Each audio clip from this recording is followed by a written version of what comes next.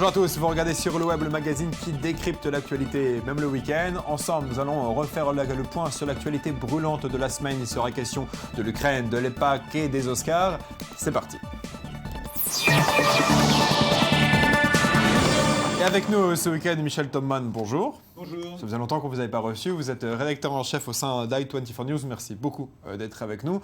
Place aux dames, tout de même. Laetitia, bonjour. Vous êtes chroniqueuse cinéma au sein de notre chaîne. Vous avez présenté l'émission, vous avez présenté avec succès, devrais-je dire, l'émission des Oscars dimanche sur d'i24 News. Oh, j'étais juste à côté de vous, je n'ai rien fait.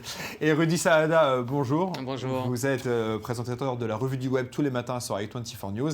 Et Social Blog, donc toutes les semaines également sur notre chaîne. On va commencer tout d'abord avec l'Ukraine. Toute la semaine, les tensions autour du pays ont mobilisé une bonne partie des gros titres pro-russes et pro-européens se battent en ligne pour présenter leur version des faits. Regardez cette vidéo que nous avons diffusée lundi.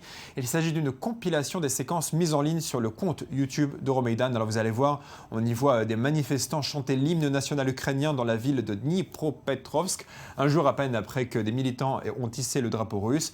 Le message est clair, les Ukrainiens ne veulent pas de la domination de Moscou. Vous allez voir également des scènes de violence dont la responsabilité a été attribuée aux militants pro-russes.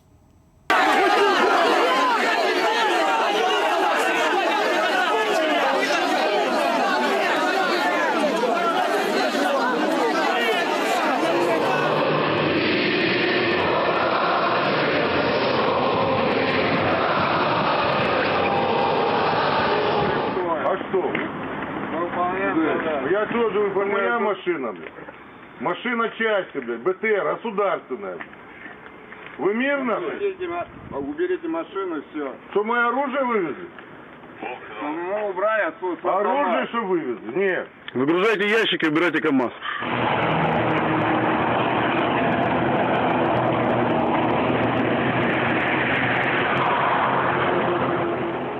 Voilà, donc ça c'était la version pro-Europe, mais les pro-russes ne restent pas en marge. Regardez, on en parlait à présent mardi, les pro-russes se prennent en photo avec les soldats. Alors ça, c'est une autre photo qui a circulé sur les réseaux sociaux pour condamner, vous savez, les chars russes. La photo, on voit les anneaux olympiques qui se transforment en roues de chars. Et voilà maintenant à présent les photos des pro-russes qui se prennent en photo avec les soldats russes, qui les transforment évidemment en véritables stars, une manière de dire merci d'être là. Rudy, vous avez parlé de ce sujet, je sais, cette semaine dans la revue du web. C'est difficile de savoir qui croire finalement, parce qu'on a d'un côté les pro-russes, de l'autre côté les pro-européens. Les deux inondent la toile d'informations. Comment est-ce que vous faites pour différencier le vrai du faux et qu'est-ce que vous arrivez à croire? C'est très compliqué. Alors déjà, il faut vous dire, et on l'a dit ici plusieurs fois, les Euromaidan ont une stratégie de communication très axée sur le web. Ils savent très bien faire avec des vidéos comme I am an Ukrainian. Ils ont fait énormément parler d'eux et ils savent utiliser les outils parfaitement. Et de l'autre côté, on a la propagande russe qui, avec des outils classiques, mais qui commence à utiliser Internet, s'y connaît dans la manipulation ou dans les images fortes. Alors, où il y avait par exemple un article... L'héritage soviétique. Et oui, il y avait un article qui disait qu'il y avait plus de 600 000 réfugiés, qu'on craignait une catastrophe humanitaire en Crimée. Enfin, il y a beaucoup de fausses informations qui sont données. Et alors ça, ce qu'on a vu, ces fameuses photos, on soupçonne aussi d'avoir instrumentalisé le fait de si bien accueillir les troupes russes en Crimée. Michel, dans la version occidentale des faits, dans les médias occidentaux, on pointe beaucoup du doigt Poutine, peut-être à juste raison, à raison, pardon. Dans les médias israéliens, j'ai lu cette semaine, vous allez me dire ce que vous en pensez, un article d'Israéliens qui habitent en Ukraine et qui disent on préfère Moscou à Kiev parce qu'il y a une hausse de l'antisémitisme et Poutine va plus nous protéger. Est-ce que vous y croyez ? Écoutez, c'est difficile de répondre à cette question, mais c'est vrai qu'il y a la peur ancestrale des Juifs à chaque fois que se déroule un événement dans lequel ils ne sont pas concernés directement, puisque là, les Juifs ne sont pas en cause. Les Juifs se demandent est-ce que c'est bon pour nous ? Et ça, c'est un peu normal, et surtout dans cette région du monde.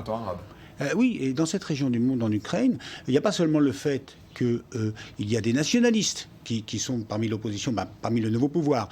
Il y a des antisémites, mais qui apparaissent minoritaires pour l'instant, comme les islamistes apparaissaient minoritaires, étaient en deuxième rideau dans les révolutions arabes. Donc ça, c'est pour le présent. Mais il y a surtout les fantômes du passé. L'Ukraine a été le champ d'affrontement entre les soviétiques et les nazis pendant la période 39-41. L'Ukraine a été le champ d'affrontement entre les rouges et les blancs après la révolution d'octobre. Et il y a eu des massacres des deux côtés. Les deux côtés. Alors, les Ukrainiens, mais en général, les Juifs ukrainiens ont peur de tout changement et ils ont peur de l'inconnu. D'accord, ce sera le mot de la fin un peu sombre, le mot de la fin un peu sombre sur ce sujet. On va passer à présent au Proche-Orient. On va parler mardi. Benjamin Netanyahu a pris la parole devant l'organisation américaine pro-israélienne AIPAC. Et en amont de ce discours, la campagne Internet de l'organisation a mal tourné. Alors, l'AIPAC avait invité le public à montrer son soutien au lobby sur Twitter avec le hashtag AIPAC14 et pro-Israël. Vous allez voir à l'écran à quoi devait ressembler la campagne. Voilà, ça c'est ce que l'AIPAC voulait faire sur les réseaux sociaux. Mais en réponse, les organisations pro-palestiniennes ont inondé le réseau avec le hashtag AIPAC Pride avec des photos critiques des actions de l'État d'Israël. Alors on ne sait pas toujours si les photos sont réelles, on ne sait pas si ça se passe vraiment dans les territoires palestiniens, mais dans tous les cas, lorsque vous cliquiez sur le hashtag créé par l'AIPAC, vous ne trouviez que des photos pro-palestiniennes et des messages anti-israéliens. Rudy, je m'adresse à vous, c'est évidemment un flop pour l'AIPAC, malgré tout ça n'a pas empêché la fête d'avoir lieu, c'est-à-dire que la campagne Internet n'a pas du tout influé sur le congrès. Non, évidemment, puisque c'est un congrès qui arrive à convaincre des convaincus, donc ça ne pouvait pas être un échec, mais cela dit... La grande messe a eu lieu dans tous les cas. Voilà, et puis cela dit, c'est quand même toujours très dangereux d'essayer de faire une campagne de promotion sur Twitter, puisque on donne aux internautes le droit de détourner aussi le but de la campagne, et ça ne marche pas forcément, donc c'est un exercice dangereux. Alors que les Ukrainiens avaient réussi, justement les pro-européens avaient réussi à créer ce qu'on appelle un Twitter storm, c'est-à-dire une tempête Twitter avec des hashtags qui vont dans leur sens. Michel, un mot sur l'AIPAC, de voir Benjamin Netanyahu qui est prêt à prendre l'avion depuis Jérusalem et venir faire son discours, de voir les dirigeants américains venir devant l'AIPAC. Comment est-ce qu'on doit comprendre le rôle de l'AIPAC au Proche-Orient en 2014 on doit comprendre déjà que les États-Unis, c'est pas la France. Parce qu'en France, le mot lobby est péjoratif. Quand on dit les gens qui disent lobby juif, ce sont en général les antisémites.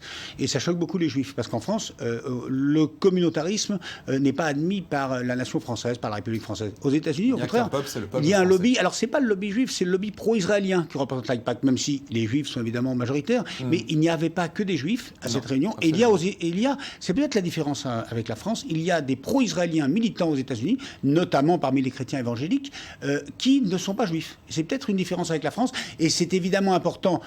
Si on est Netanyahou et qu'on veut faire pression indirectement sur le gouvernement américain, d'avoir le soutien de l'AIPAC qui était quand même assuré pour Israël, sachant qu'il y a 6 millions de juifs aux États-Unis, donc un poids électoral d'environ 4 millions d'adultes en âge de voter, qui est important, et surtout dans certains États. Exactement, dans les États clés où ça se joue. Et d'ailleurs, j'ai vu une vidéo cette semaine sur YouTube où il y avait la première femme d'origine éthiopienne élue à la Knesset qui a fait un discours à côté d'une élue républicaine qui elle-même était immigrée. Et donc, ils mettaient, si vous voulez, les deux côte à côte pour dire nous partageons les mêmes valeurs, les valeurs de l'immigration, les valeurs de le pays, de la liberté. Vous comprenez le message de Michel Comment quand vous voyez ce genre de choses, cette mise en scène entre l'immigration américaine et l'immigration en Israël?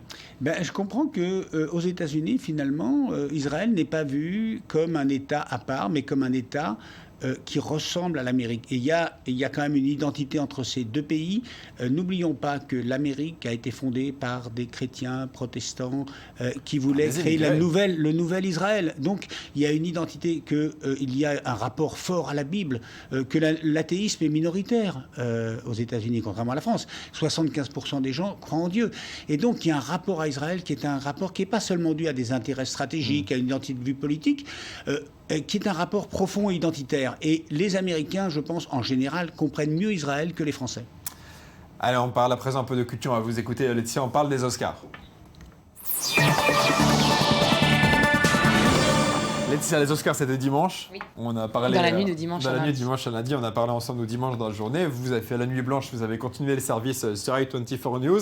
Évidemment, ce qui a fait parler le net, c'est cette photo, le selfie de Ellen DeGeneres, qui a évidemment changé le cours de l'histoire de Twitter à tout jamais, parce que c'est le tweet qui a été le plus retweeté de toute l'histoire. Là, c'est Rudy qui se réveille en entendant ces mots. On voit beaucoup d'acteurs à l'écran, sauf qu'on a compris après qu'il s'agit évidemment d'un coup de pub, on va en reparler. On va voir quelques parodies quand même de ce selfie qu'on a vu à l'écran. Il y a eu beaucoup de parodies dans le monde entier. Et il y a également des parodies contre Leonardo DiCaprio, qui n'a pas eu l'Oscar. Encore une fois, on voit juste les images de DiCaprio. Voilà. C'est une vidéo, on ne va pas la passer, on va pas l'écouter parce qu'on n'a plus trop le temps. Mais voilà, il y a eu des mises en scène avec DiCaprio, qui malheureusement a été nommé donc 4 fois, c'est ça Laetitia? Oui, 4 fois et qui n'a jamais reçu l'Oscar. Comment vous expliquez cette situation de DiCaprio, encore une fois maudit? Le problème avec DiCaprio, c'est qu'il joue jamais le jeu de la promotion. Il reste toujours dans son coin, il joue pas avec les médias. Tous les acteurs, quand ils rentrent en campagne pour obtenir l'Oscar, ils vont se présenter dans toutes les émissions, tous les talk-shows américains qui font rire l'Amérique, qui font rire le monde. Lui, il reste vraiment en retrait de tout ça. Il se met jamais en avant, en valeur. Cette année, il a fait un effort, mais bon, c'est la première année où il essaye et malheureusement, Matthew McConaughey l'a remporté et apparemment fait une meilleure promotion que lui. Est-ce qu'il a fait plus de promos que lui?